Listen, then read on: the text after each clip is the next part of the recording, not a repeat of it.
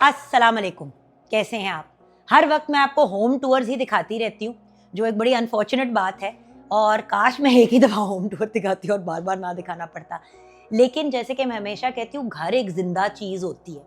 Constantly कोई ना कोई इश्यू चल रहा होता है, कभी कोई कंस्ट्रक्शन से रिलेटेड इश्यू हो जाता है, तो कभी कोई अपहोल्स्ट्री का मसला हो जाता है, कभी लाइटिंग, कभी वायरिंग, मतलब हज़ारों मसाइल हो जाते हैं। सो आपको कॉन्स्टेंटली उनको हैंडल करना होता है और मैनेज करना होता है। आज मैं आपको बताना चाहूँगी अपने लाउंज के बारे में। ये लाउंज मैं पहले भी 2 दफ़ा दिखा चुकी हूँ। एक दफ़ा जब इनिशियली किया था, फिर दूसरी दफ़ा जब रीडू किया था, अब ये तीसरी दफ़ा रीडू करना पड़ा and to be very honest बेतुका करना पड़ा।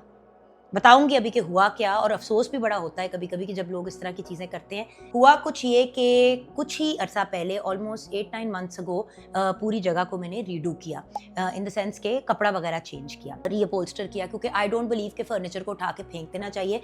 फ्रेम बिल्कुल ठीक होता है, उस पे आप नया कपड़ा चढ़ा लें। तो आइए मैं आपको दिखाती हूँ हुआ क्या।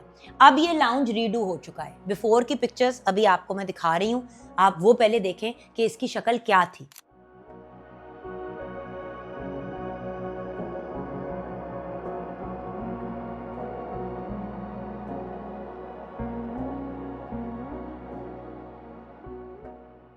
अब उसको कंप्लीटली चेंज कर दिया है, colour wise and combination wise. हुआ कुछ ये और कुछ चीज़ें रीएडजस्ट की। सबसे पहले मैं आपको डाइनिंग चेयर्स के बारे में बताती हूँ। ये डाइनिंग चेयर्स जो हैं, क्योंकि 6-8 महीने पहले ही चेंज हुई थी, तो एज सच इनका कोई इशू नहीं था, लेकिन गंदी हुई हुई थी और साइडों से ना इनकी ये जो पाइपिंग होती है वो उतरनी शुरू हो गई थी। तो जिस बंदे को बुलाया था कपड़ा चढ़ाने के लिए दूसरे सोफ़ों पे, उसे कहा कि भाई इसको वापस ठीक कर दो, और उसके बाद जो सोफ़े साफ़ करने वाले, सोफ़े धोने वाले लोग होते हैं उनको बुलाया और उनसे इसको साफ़ करवा दिया। अब मुझे समझ आ गई कि यार ये वाला कपड़ा तो हमने चेंज नहीं करना। दूसरी चीज़ जो हमने नहीं चेंज करनी थी वो था ये सोफ़ा, क्योंकि ये लेदर का सोफ़ा है और ये बड़ा एक्सपेंसिव सोफ़ा है, और लेदर को आप बार-बार रीचेंज नहीं करते, वो वक्त के साथ एज करता है। तो खैर अब मुझे पता था कि ब्राउन है मेरे पास, और उसके अलावा मेरे पास वो एक बेज क्रीम कलर की चेयर्स हैं। अब उस कॉम्बिनेशन को मद्देनज़र रखते हुए बाकी का क्या करूँ? अब जो ड्राइंग रूम या लाउंज होता है वो एक स्पेस होती है जिसमें सब आके बैठते हैं, तो वो ना तो बहुत ज़नाना हो सकता है, ना बहुत मर्दाना हो सकता है। It has to be a neutralish space, right? Blue is a colour जो फैसल और मुझे दोनों को पसंद है, तो हमने फिर ये ब्लू वाला कपड़ा जो है इसके ऊपर नया लगाया। सोफ़ों के जो कुशन्स सेलेक्ट किए, उसी को अपनी ये जो 2 सीटर है इसके ऊपर डाला। अगर आप पिछली वाली पिक्चर्स को देखें तो इसके ऊपर ग्रीन सा फ्लोरल सा एक डिज़ाइन था। साथ-साथ आपको पता है मेरे टीम के लोग भी आपको नज़र आते रहेंगे, वो तो होता ही है। खैर, सो सिचुएशन ये है कि इसके ऊपर पहले जो कपड़ा लगा हुआ था वो व्हाइट सी क्रीम सी बेस थी और उसके ऊपर ग्रीन रंग के पत्ते टाइप थे। वही हमारे कुशन्स थे। तो हमने उसी एक्सेंट को कंटिन्यू किया, और ये वाला design, I will be very honest, I am not very happy with ये वाला प्रिंट जो मुझे छोटी कटिंग में नज़र आया, और फिर जो अब है उसमें डिफरेंस है। शायद मैं अभी इसको, कुशन्स को और इस सीट को फिर चेंज कराऊँ।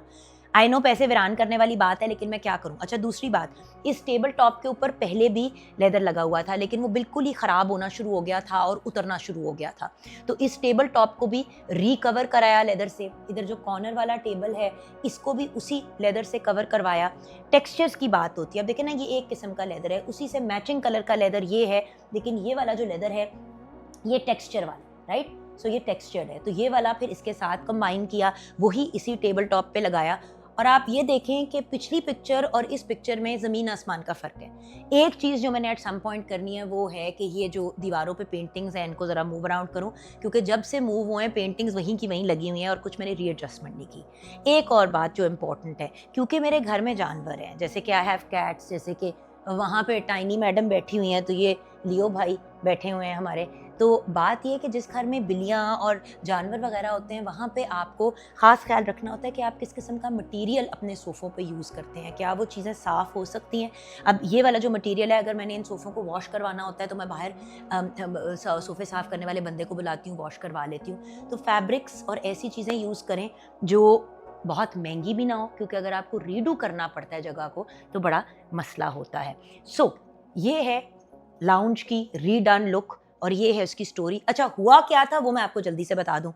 इधर ना सोफे के कॉर्नर के ऊपर मैं, हमारे घर में गेट टुगेदर हुआ, खाने पे कुछ मेहमान आए। मतलब ऐसा वैसे कभी पहले हुआ नहीं है, इतने सालों से एंटरटेन कर रही हूँ। तो किसी ने शायद सिगरेट पी या कुछ इस टाइप का कोई मामला किया और यहाँ पे ना एक सुराख बन गया। अच्छा, वो सुराख फट के इतना बड़ा हो गया और इस तरह करके वो खुल गया, यानी कि किसी ने पहले तो सिगरेट से उसको सुराख हुआ, फिर उंगलियां डाल डाल के उसको फाड़ के इतना खोल दिया, नीचे से उसका फोम नजर आ रहा था। अच्छा, उधर ये हुआ और वो जो दूसरा सोफा था जो ग्रीन और वो था, उसके ऊपर किसी ने शायद कोई ऑरेंज वाली ड्रिंक गिरा दी, तो उसके ऊपर पूरा एक ऑरेंज निशान, और वो निकले ही ना जितना मर्जी साफ करे। अब एंटरटेन जब आप करते हैं, लोगों को घर बुलाते हैं, तो फिर ऐसे मामलात तो होते हैं। अब मुझे समझ आती है कि कुछ लोग क्यों अपने घरों के ऊपर ना वो प्लास्टिक की चादरें ही नहीं उतारते, या चादरें ही नहीं उतारते अपने सोफों के ऊपर से, क्योंकि फिर ऐसी बर्बादी भी होती है। तो खैर, ये तीसरी दफ़ा हमारा रीडन लाउंज है जब से मैं यहाँ शिफ्ट हुई हूँ। कपड़ा तो खैर चेंज वगैरह होता ही है, बट कसम से पहले किचन की बर्बादी हुई, फिर अब ये वाला लाउंज रीडू किया, और बाय द वे अब गेस्ट रूम का भी जो सोफ़ा है और कुछ चीज़ें हैं वो ऊंच नीच हुई हुई हैं, तो अभी गेस्ट रूम भी मुझे रीडू करना है, तो वो भी दिखाऊंगी किसी दिन, लेकिन आज नहीं। अपना ख्याल रखिएगा, और इन्वेस्टमेंट्स करते हुए और चीज़ें करते हुए प्लीज़ फाइनेंसिस का भी ख्याल रखा करें, और कोशिश करें कि जो बजट रखा है उससे कम में चीज़ करें, उसको एक्सीड ना करें। अब ये वाला पूरा मैंने रूम रीडू किया, जो एक्सपेक्टेड एक्सपेंस था उससे 22,000 रुपये कम हमने खर्च किए। सो द फैक्ट इज़ कि थोड़ा सा सेंसिबल अंदाज में, और जैसे कि मैंने आपको कहा कि डाइनिंग चेयर्स को चेंज करने की ज़रूरत नहीं थी, तो उसको रीएडजस्ट करा के साफ़ करा लिया। अगर वो भी चेंज करते तो जो 22,000 हमारे बचे थे वो एक्चुअली शायद हमारे 10-15 हज़ार ऊपर लग जाते।